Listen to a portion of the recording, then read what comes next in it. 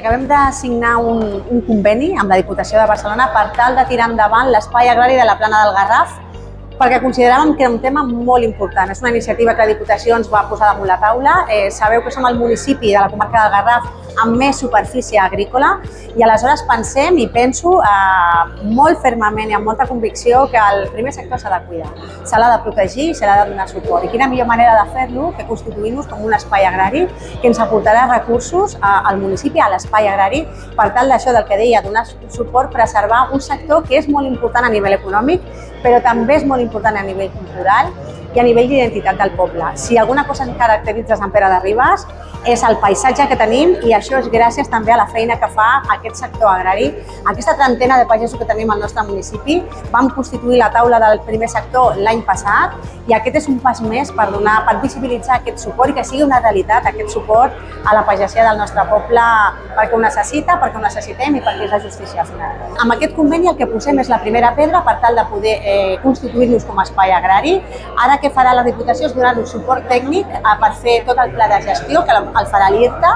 Volem també que sigui de la comarca, liderat per Sant Pere de Ribes, en el que la pagesia, juntament amb l'administració, decidirem quines són les necessitats i rebrem recursos també econòmics de la Diputació de Barcelona per tal de donar sortida a les necessitats que puguin manifestar també els pagesos, la pagesia del nostre municipi i de la comarca, que ens agradaria que en un futur fos de la comarca també. És suport, és recolzament i és visibilitat. Tant a Vilanova com a Olivella, Sitges, tots els pobles. Sí que és cert que Sant Pere de Ribes té més del 60% d'aquesta superfície dintre de la comarca, però qualsevol municipi, ciutat, poble més petit que en tingui, és molt important també fer aquesta preservació, conservació i visibilitat.